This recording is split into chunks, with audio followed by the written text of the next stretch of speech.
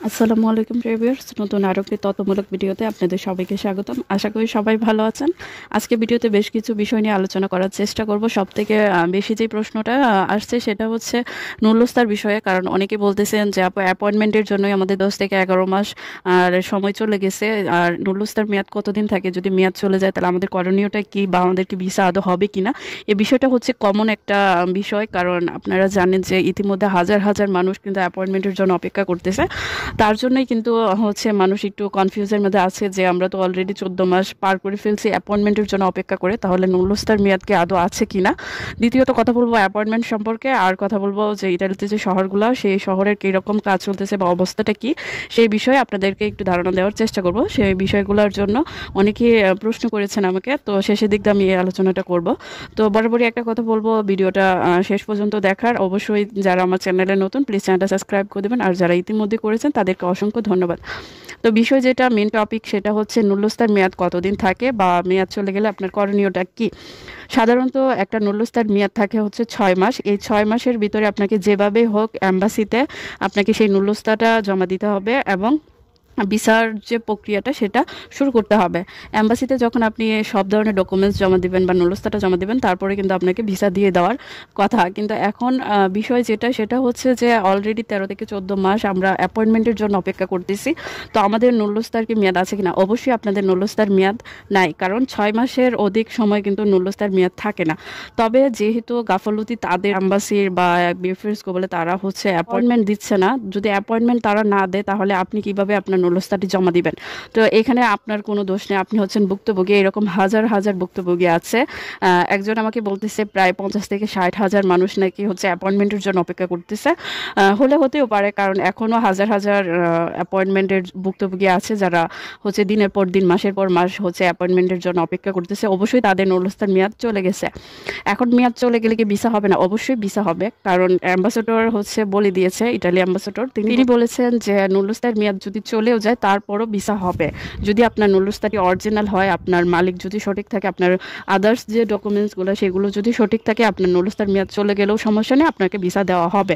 এখন প্রশ্নটা হচ্ছে যে ভিসা কবে দেবে। এখন যখনই আপনি অ্যাপয়েন্টমেন্ট পাবেন, অ্যাপয়েন্টমেন্ট পাওয়ার পর যখন আপনি নুরুলস্তাটি সেটি জমা দিবেন, জমা দেওয়ার পরে যদি তারা যাচাই বাছাই করে দেখে যে আপনার নুরুলস্তা অরিজিনাল বা আপনার মালিক বা অন্য আদার্স যে ডকুমেন্টসগুলো সেগুলো সঠিক আছে, তাহলে আপনাকে তারা ভিসা দিয়ে দিবে। এখানে মেয়াদের যে বিষয়টা সেটা তো বেশি গুরুত্বপূর্ণ না, কারণ এই যে স্লোলি কাজটা হচ্ছে এটা কিন্তু আপনার জন্য হচ্ছে না, এটা অন্য ইটালি অ্যাম্বাসির সমস্যা। এখানে আপনাদের কোনো সমস্যা নাই, কারণ অ্যাপয়েন্টমেন্ট যদি অ্যাম্বাসি দিত তাহলে অবশ্যই আপনারা আপনাদের নুরুলস্তাটি জমা দিতেন, কারণ জমা দেওয়ার জন্যই তো এত মাস ধরে অপেক্ষা করতেছেন। এখন জমা না দিতে পারলে কিভাবে ভিসা আপনি নেবেন? তো এটা নিয়ে চিন্তা করার কোনো কারণ নাই। ইটালি যে অ্যাম্বাসেডর আছে তিনি নিজেই দুইবার তিনি বলেছেন প্রেস মিটিং এর মাধ্যমে যে নুরুলস্তার মেয়াদ চলে গেলেও সমস্যা নেই, যদি সবকিছু ঠিক থাকে তাহলে আপনাকে ভিসা দেওয়া হবে। এখানে যেহেতু 13 থেকে 14 মাস হয়ে গেছে, এটা কিন্তু তারা মাথায় রাখছে যে অলরেডি নুরুলস্তার মেয়াদ যে চলে গেছে, কারণ 2023 সালেরও অনেকেই আছে যারা অ্যাপয়েন্টমেন্ট পায়নি, 2024-এরও অনেকেই আছে যারা অ্যাপয়েন্টমেন্ট পায়নি। সেহেতু কিন্তু ধারণা করাই যেতে পারে যে তারা এই বিষয়টা তাদের নজরে রাখছে বা এই বিষয় নিয়ে তারা কাজ করতেছে। আপনি শুধু চেষ্টা করুন আপনার যে মাধ্যম, আপনার যে মালিক, তারা যেন সঠিক থাকে, তারা যেন তাদের যদি কোনো ডকুমেন্টস লাগে সেগুলো প্রেপোতরাতে গিয়ে সাবমিট করে আসে বা যোগাযোগ রাখে, যাতে করে আপনি দেশে হচ্ছে ভিসাটা পেয়ে যান। আপনাকে এটা চিন্তা করতে হবে না যে নুরুলস্তার মেয়াদ আছে কি নাই। আপনাকে যে চেষ্টাটা করতে হবে সেটা হচ্ছে আপনার মাধ্যম আর আপনার মালিকের সাথে যোগাযোগ রাখা, যাতে করে যদি প্রেপোতরিয়াতে আপনার মালিককে ডাকা হয় সে যেন সেখানে গিয়ে ভেরিফাই করে আসে আপনার জন্য। এটাই হচ্ছে এখন আপনার কাজ। দ্বিতীয়ত কথা বলবো হচ্ছে অ্যাপয়েন্টমেন্টের বিষয়ে। অ্যাপয়েন্টমেন্ট যেহেতু এখনও ঢালাওভাবে দিচ্ছে না, টুকটাক অ্যাপয়েন্টমেন্ট দেওয়া হচ্ছে, সেহেতু সামনের দিকে ঢালাওভাবে অ্যাপয়েন্টমেন্ট নেওয়া শুরু করবে। যে কোনো একটা তারিখ তারা বলে দিবে যে অত তারিখ থেকে অত তারিখের ভিতরে অ্যাপয়েন্টমেন্ট নেওয়া শুরু করবে। ইটালি অ্যাম্বাসি যখন পারমিশন দিবে বিএফএস গ্লোবালকে, তারা অ্যাপয়েন্টমেন্ট নেওয়া শুরু করবে। ধারণা করা হচ্ছে যে সামনে তারা একটা ভালো আপডেট দিবে এবং অ্যাপয়েন্টমেন্টও দেওয়া শুরু করবে। এখানে টাকা দিয়ে অ্যাপয়েন্টমেন্ট নেওয়ার কোনো কারণ নেই। আমি বলবো যে আপনারা এই দিকে যায়নি না, কারণ দেখা গেছে যে 50,000 1 লাখ টাকা দিয়ে অ্যাপয়েন্টমেন্ট নিচ্ছেন, পরবর্তীতে আপনাকে রিজেক্ট করে দেওয়া হলো, কিন্তু এখানে লসটা কার হচ্ছে? আপনার হবে। কারণ হয়তো আপনার ডকুমেন্টস ঠিক নেই বা আপনার মালিক ঠিক নেই, কিন্তু আপনি যে টাকাগুলো দালালকে দিয়ে দিয়েছেন অ্যাপয়েন্টমেন্টের জন্য সেটা কিন্তু অরিজিনাল ছিল। তো আপনারা এতদিন অপেক্ষা করছেন, আর সামনে কয়টা দিন অপেক্ষা করেন, অবশ্যই ভালো কিছু আসবে। ইতালি এম্বাসি থেকে একটা ভালো নিউজ তারা দেওয়ার পরিকল্পনা করতেছে। তো সামনের দিনে হয়তো তারা ঢালাওভাবে অ্যাপয়েন্টমেন্ট নেওয়া শুরু করবে, সে পর্যন্ত ধৈর্য ধরুন। আর পরবর্তী যে বিষয়টা সেটা হচ্ছে যে ইতালিতে অনেকেই অনেক শহর মেনশন করতেছেন যে আপু এই শহরের কি খবর, ওই শহরের কি খবর। দেখেন প্রতিটা শহরেরই কাজ চলতেছে, কোনো শহরে খুব দ্রুত কাজ চলতেছে, কোনো শহরে খুব স্লোলি কাজ চলতেছে। আপনি যদি আবার কিছু শহরে কিন্তু কাজ একদমই হচ্ছে না।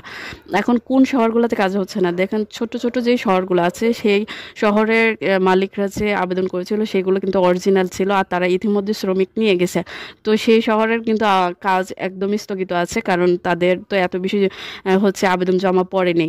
তো সেই শহরগুলোর কাজ নাই বললেই চলে। আর বড় শহরগুলোর কথা যদি বলা হয়, বড় শহরগুলোতে কিন্তু কাজের অনেক চাপ আছে, ওইখানে অনেক বেশি আবেদন জমা পড়ছে। কিছু কিছু শহরে কিন্তু প্রচুর কাজ চলমান আছে, আর কিছু কিছু শহরে খুব স্লোলি কাজ করতেছে। আপনি যদি রোমের কথা ধরেন, এখানে হচ্ছে প্রচুর ফেক আবেদন জমা পড়ছে, কারণ যারা হচ্ছে ইতালিতে যাওয়ার জন্য ডিল করেন তারা বলতে পারবে যে যখন দালালদের সাথে কন্ট্রাক্ট করা হয় যে আমি ইতালি যাওয়ার জন্য আপনাকে হায়ার করতে চাই, তখন তারা কিন্তু শহর বুঝে টাকা চার্জ করে। যদি রোম শহরের কথা হয় তাহলে কিন্তু তারা টাকার পরিমাণটা বাড়ায় দেয়, যদি নাপোলি শহর হয় তাহলে কিন্তু তাদের টাকার পরিমাণটা বাড়ায় দেয়।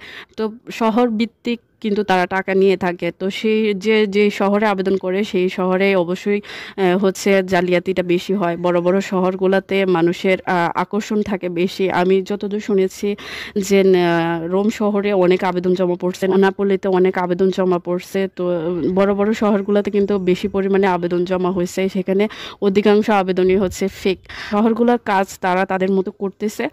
তো আপনারা শুধু অপেক্ষা করা ছাড়া আর মতো আমি কিছুই দেখি না, কারণ এটা হচ্ছে তাদের ব্যক্তিগত একটা বিষয় যে কোন শহরে কাজ তারা স্লোলি করবে, কোন শহরে কাজ তারা তাড়াতাড়ি করবে, এটা হচ্ছে তাদের একান্তই ব্যক্তিগত। কারণ এখন অনেক মালিকরা নাকি শুনছি বলতেছে যে গ্রীষ্মকাল চলে আসতেছে, আমাদের শ্রমিকের খুব দ্রুত প্রয়োজন। সেই ভিত্তিতে কিন্তু ইটালির যে অ্যাম্বাসি আছে বা প্রেপোত্তরিয়াগুলো আছে সেখানে কিন্তু প্রচুর চাপ পড়তেছে শ্রমিকের ঘাটতি পূরণের জন্য। কারণ মালিকরা বলতেছে যে 2 বছর হয়ে গেছে আমরা কোনো শ্রমিক পাই না হাতে, আমাদের কাজ থেমে আছে, আমাদেরকে অবশ্যই শ্রমিকগুলা দ্রুত দিতে হবে। এরকম চাপ কিন্তু তারাও সৃষ্টি করতেছে। তো আশা করা যাচ্ছে খুব দ্রুতই তারা এই কাজগুলো সমস্যার সমাধান করে ফেলবে।